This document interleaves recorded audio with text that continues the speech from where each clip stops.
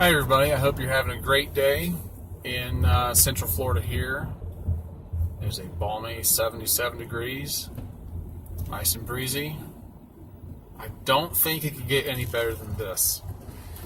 It is just beautiful. And I have no place to go. I have really not much of anything to do. I don't have a lot of money, so I can't go spend it anywhere, for shame.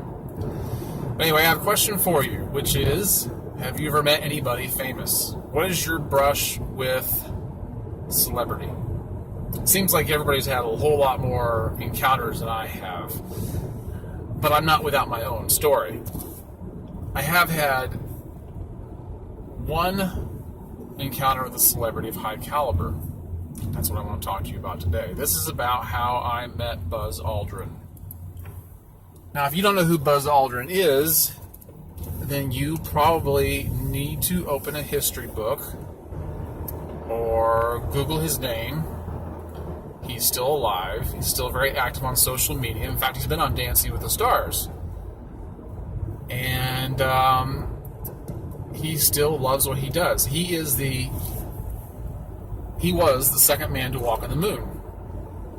That's who I got to meet. But the fact that I got to meet him is not unique in and of itself. It's how I got to meet him. And that's an interesting little story. Well, here's how it goes. It was back in I'm pretty sure I don't have my actual years correct, but it was like 1974, 1975. My father was the pastor of Calvary Baptist Church in Monticello, Indiana, a quaint little town up there in Indiana.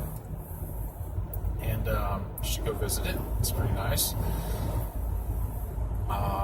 And during that time, when he was the pastor of a church, he would do these campaigns.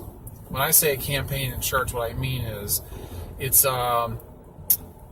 everything revolves around a campaign. There's a theme that goes along with it, and it may go on for weeks. And it's meant to encourage people to come to church more often, to bring others to church, and just to produce some really good results. And they're always fun. They were always fun as far as I can remember. And I don't remember what this one particular campaign was about. I don't know what it was called. All I know is that we were supposed to have an astronaut come to our church. And at that age, I was 4 or 5 years old, names would have meant nothing to me. Now, if you would have told me Batman was coming or Captain America was coming, I would have known who that was, and I would have been very excited about it. But I couldn't have told you who Buzz Aldrin was or what that even meant. All I knew was that an astronaut was coming to our church. So here's how this went down. I remember on that day, everybody in the church went outside to the field across the street at Twin Lakes High School. And that's a huge high school. And we were all looking up in the sky, and we saw this man falling out of the sky. He was wearing a black jumpsuit, and pink smoke was trailing out of his boot. And it was quite a sight to see. He's floated down to earth. Afterwards, I don't remember much of what happened at the church. I probably went back to my Sunday school class. I'm sure he spoke. But it was what happened afterwards that sticks in my mind, likewise, as well as him coming down out of the sky, was that he came to our house. He actually came to our house. Now, he had lunch there, and it gets even better than that. Outside in our backyard, he took me and my 2 older brothers and stood us up on the picnic table. We would stand at the edge, and he was teaching us how to do the parachute landing tuck and roll. And I never forgot it. I was able to remember it from that day forward all my life, how to do a tuck and roll. I've done martial arts, and they teach you how to do that in there also. But I didn't need to be taught because I already knew how to do it. Buzz Aldrin taught me how to do it. We'd stand at the edge, we'd jump off, but I wasn't getting the technique right. Several times he had to tell me, no, that's not right. You've got to do it a little more like this. You got to go towards the shoulder a little bit more. And but I worked on it. Even after he left our home, I worked on it and worked on it. And that was just a lot of fun.